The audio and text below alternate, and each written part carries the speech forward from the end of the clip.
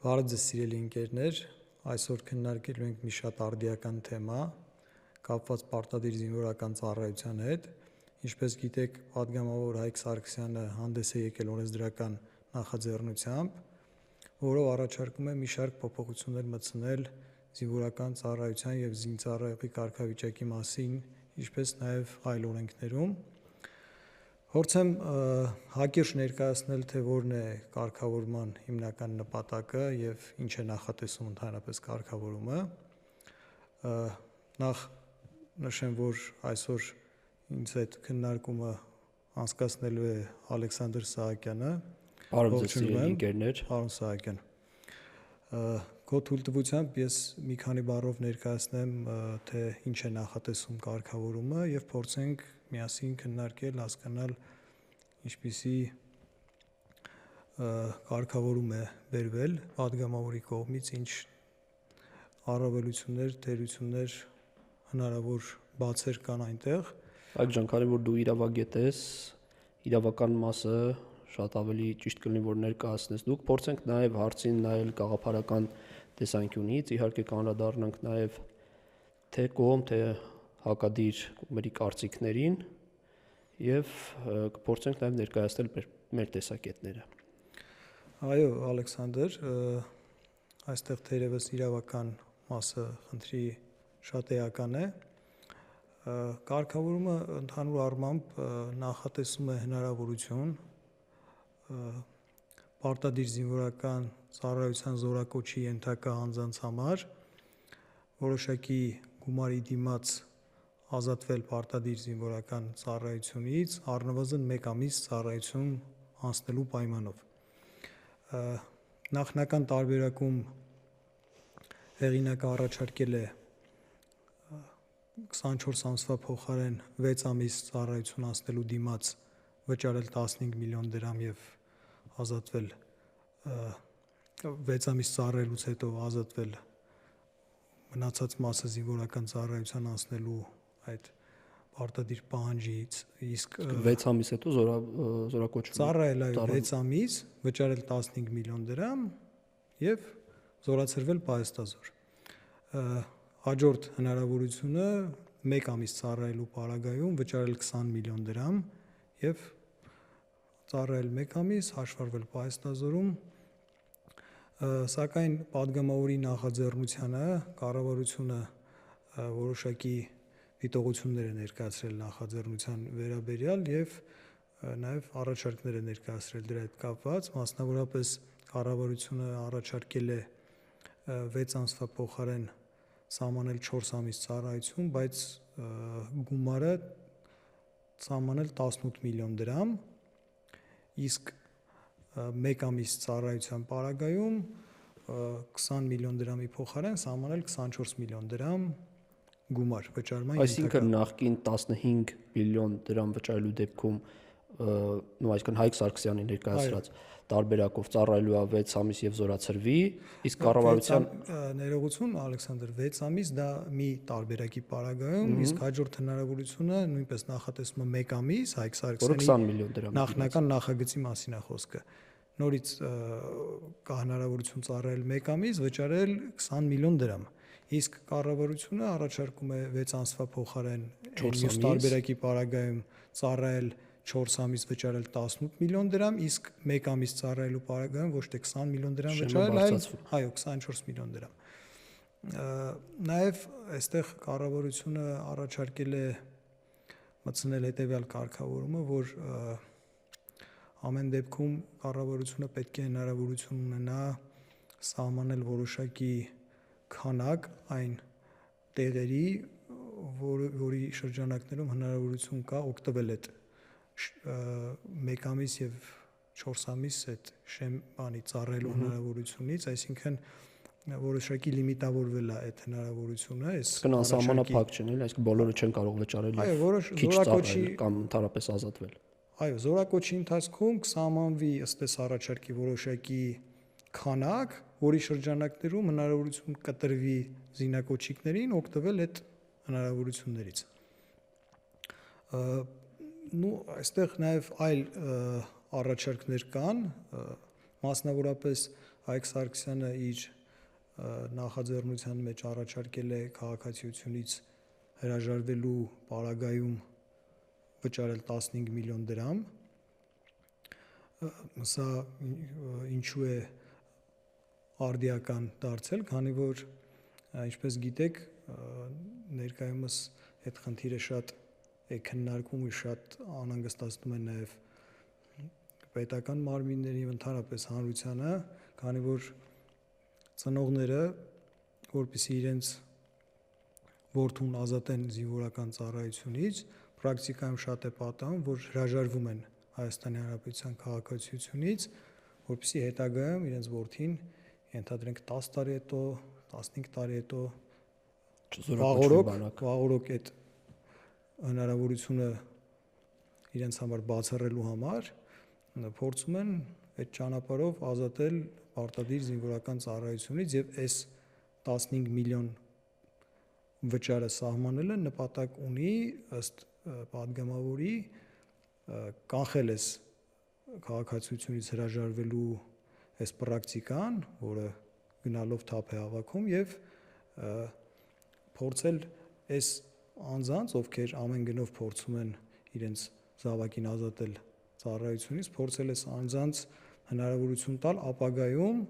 այս վճարների դիմաց ծառայել 1 ամիս կամ 4 ամիս, այս հնարավորության արկայության պարագայում նաև ըստ падգամավորի եւ ըստ օրենքի նախագծի տրամաբանության ծնողը արդեն ունենալով այս հնարավոր տարբերակը հետագայում զինծառայությունից ազատվելու չի գնա քաղաքացիությունից հրաժարվելու։ Այսինքն կարող է նախընտրել 15 միլիոն դրամ վճարել 6 ամիս կամ հետագայում եթե կառավարության դիտողություններ ընդունվեն, մի փոքր ավել վճարել, 4 ամիս ծառայել եւ զորացրվել։ Կամ 1 ամիս ծառայել կամ 1 ամիս ծառայել, այո, այս հնարավորությունը նախատեսելով ըստ падգամավորի եւ նաեւ կարծում եմ տրամաբանորեն այդպես կլինի, ծնողը երկար կմտածի հրաժարվել արդյոք քաղաքացիությունից հիմա վճարելով ենթադրենք 15 միլիոն դրամ, թե նախատեսելով այդ հնարավորությունը հետագայում զինծառայությունից ազատվելու գնալ այդ ճանապարհով, քանի որ կան նաեւ, ինչպես գիտենք, նաեւ պրակտիկան է ցույց տվել, որ կան այլ նաեւ զարտուղի ճանապարհներ պարտադիր զինվորական ծառայությունից խուսափելու, նաև այս հնարավորությունը հաշվի առնելով, կարծում եմ падգամավորը հենց այս նաև տրամաբանությամբ փորձել է այս ալիքը, այսպես ասած, զինվորական ծառայությունից ազատվելու այս միտումը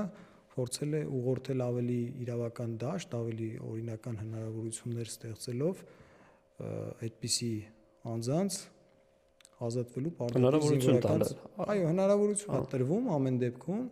Այսինքն նման մարդիկ այլ ընտրանք կունենան ըստ падգամավորի, ունենան չհրաժարվելու քաղաքացիությունից կամ չգնալու բժշկական փաստաթղթեր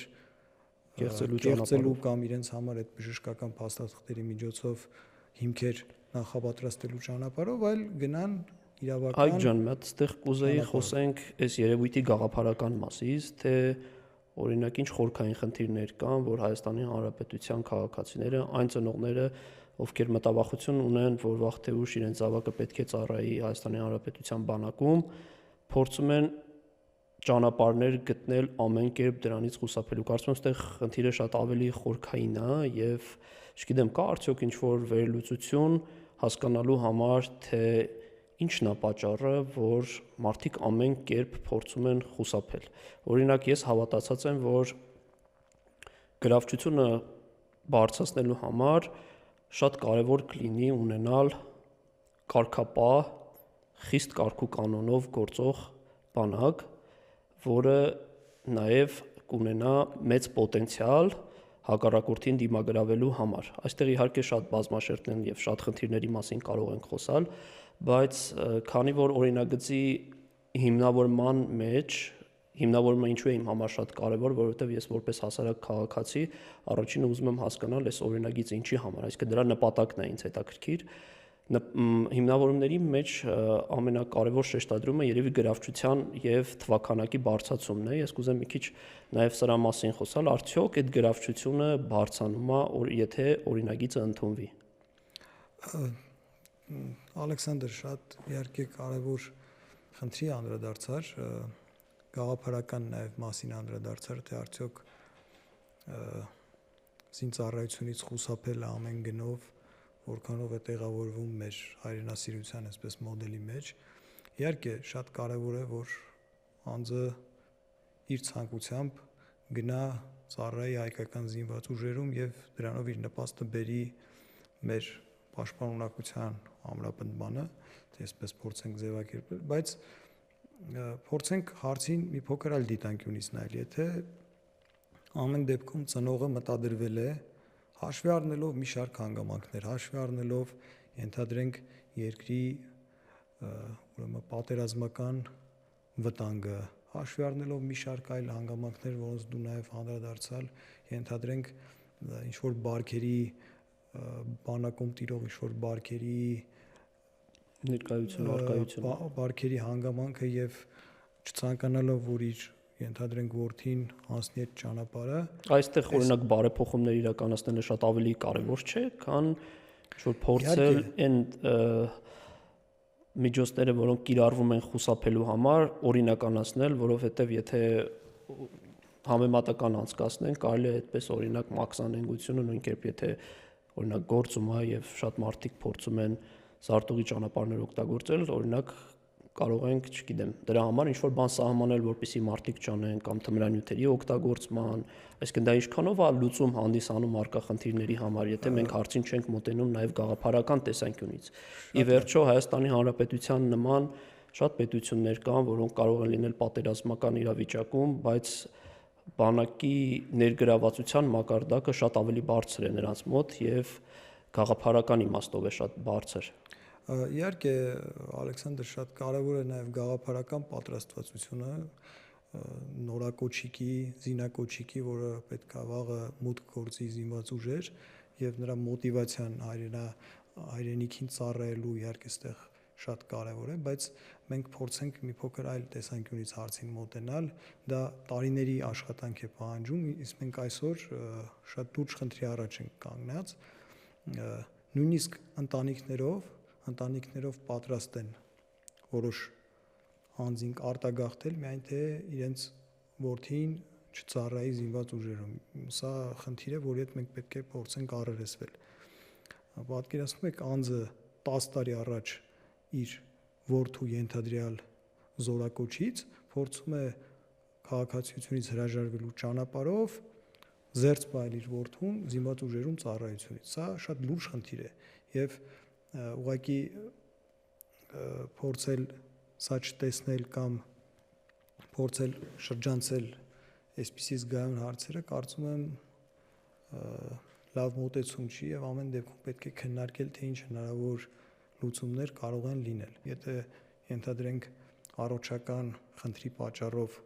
առողջական խնդիրներ ունենալու պարագայում անձը ազատվում էր պարտադիր զինվորական ծառայությունից, ապա նա չէր հաշվառվում նաև պայստազորում։ Այսինքն ենթադրենք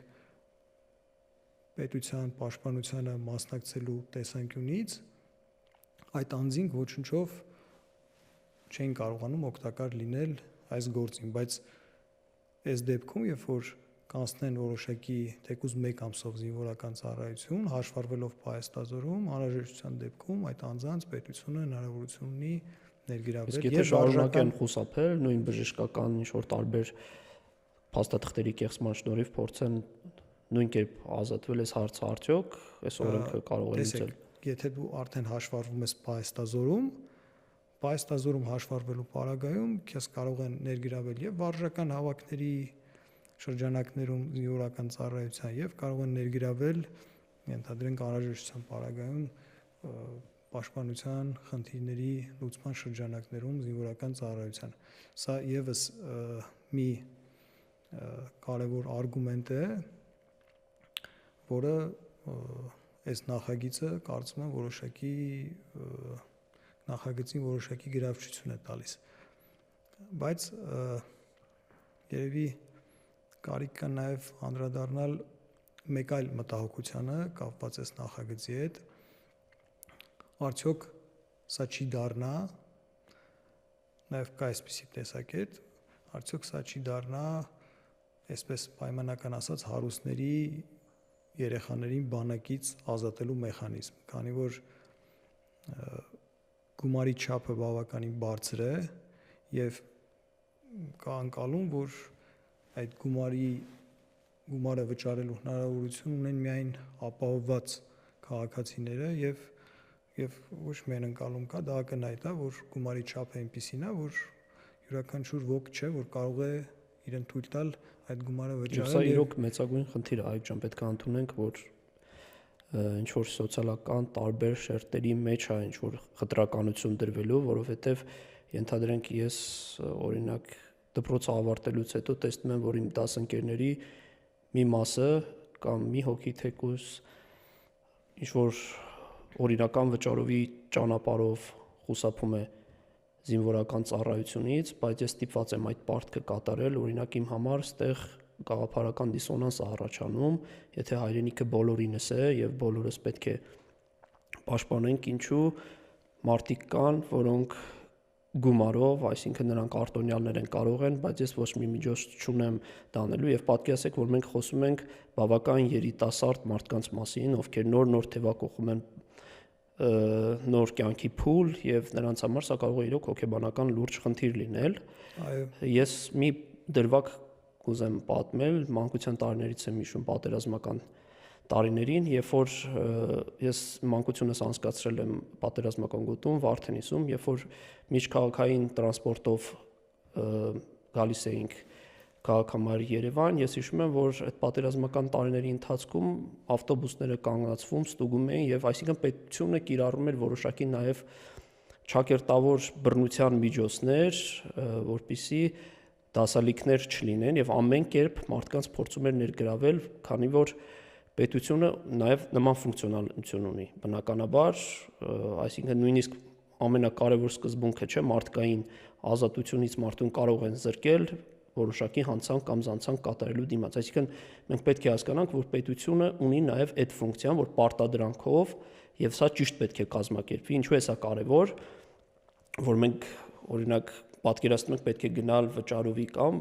այլ ճանապարհով մարդկանց թույլ տալու կամ հնարավորություն տալու ծառայությունից խուսափելու, չկան արդյոք ավելի լավ միջոցներ, որոնք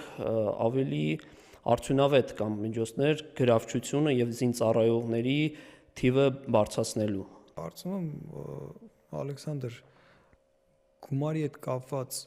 հաշվարկների հետ կապված եզրահանգում անելու համար նախ պետք է հասկանանք, թե որքան կկազմի յուրաքանչյուր զորակոչի ժամանակ այս ճանապարհով զինվորական ծառայությունից ազատված անձանց թիվը, որովհետև ինչպես ուզում հասկանալ, ինչ որ շեմ կա սահմանված, օրինակ քանի տեղ է հատկացվում։ Ես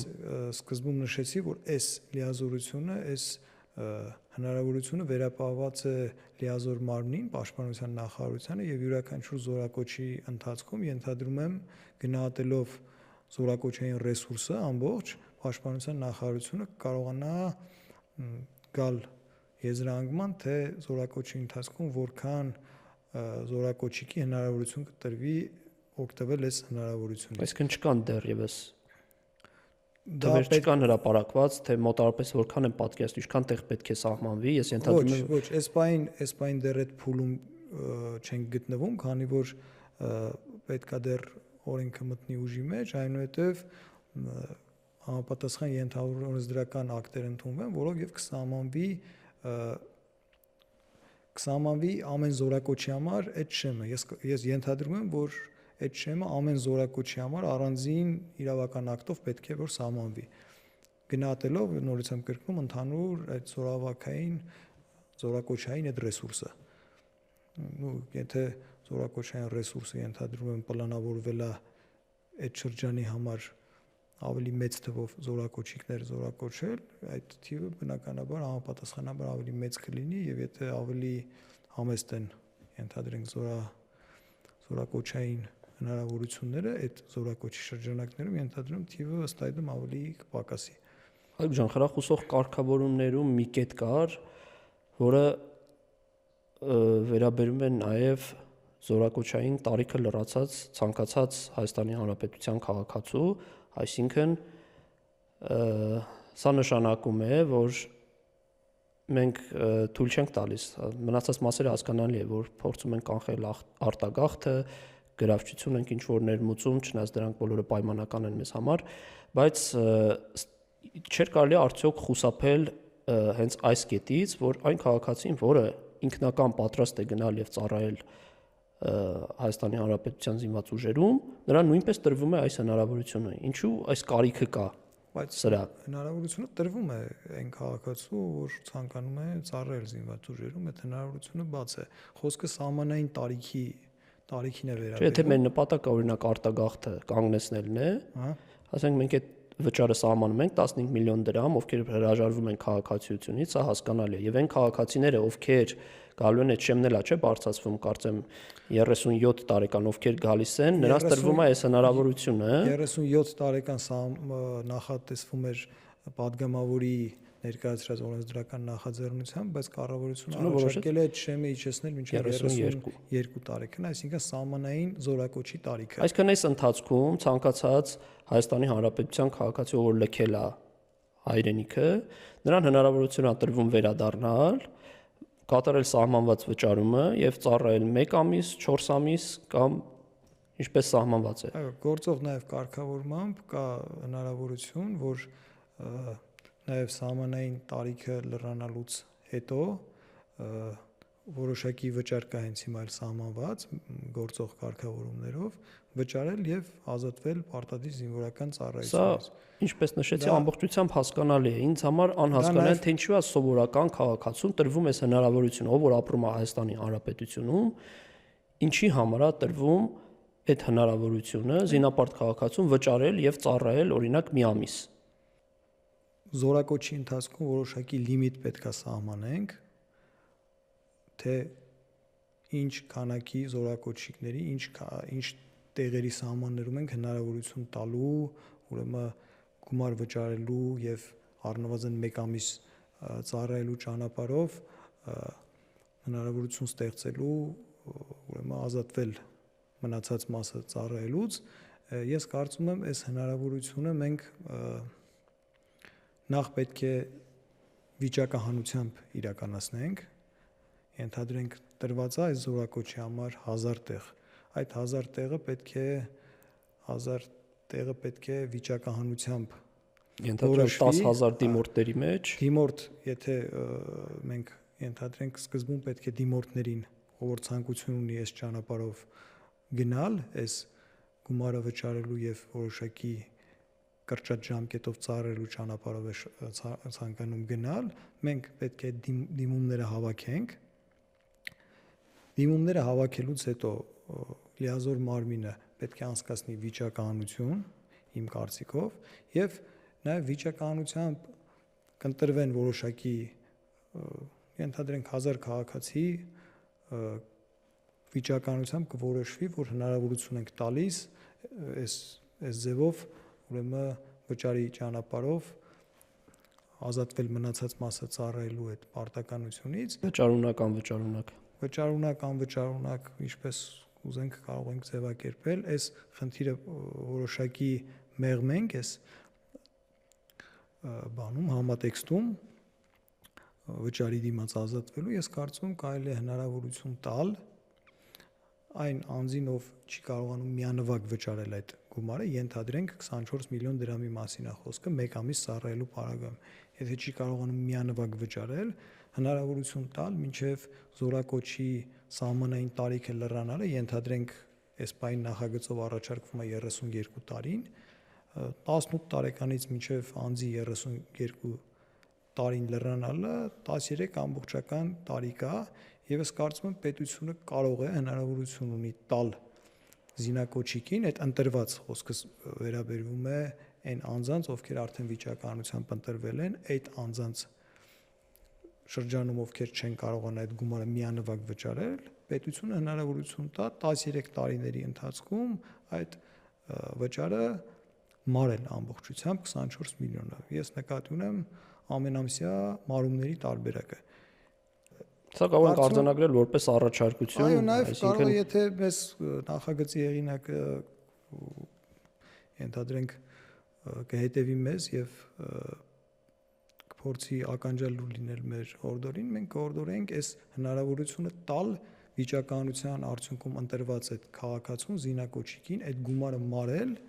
այդ տարիների ընթացքում մինչև ենթադրենք, եթե կընդունվի այդ տարբերակը, նորից եմ կրկնում 32 տարին լրանալը, 18 տարեկանից մինչև 32 տարին լրանալը ամենամսյա վճարումների միջոցով այդ գումարը մարել, այդ հնարավորությունը տալ։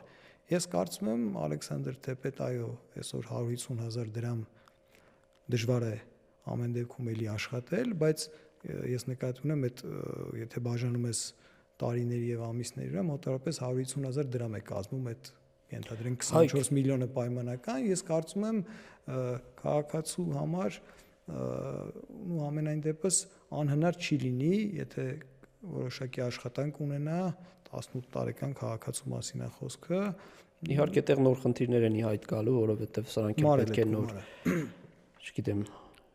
լրացուցիչ օրենքներով կամ օրենքի մեջ լրացումներով կարգավորվեն, որ օրինակ ընթացքում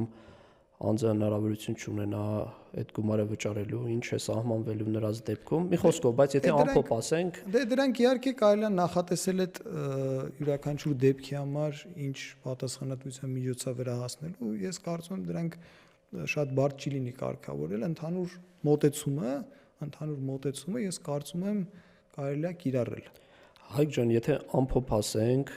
օրենքի նախագիծը առնվազն ունի շատ բացեր եւ խութեր, այստեղ հիմնական խնդիրը, ինչպես մենք արդեն քննարկեցինք, մենք կարծում ենք, որ գաղափարական է եւ այն ուղերձը, որը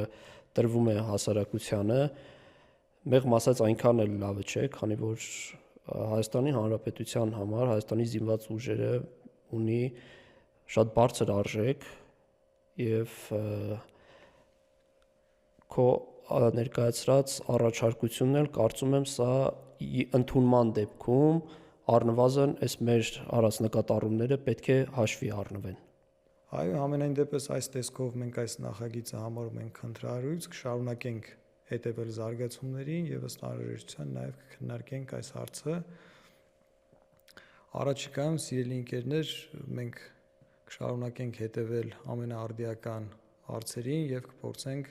դրանք քննարկել այս ձևաչափով։ Շնորհակալություն ուշադրության համար, մինչ հանդիպում։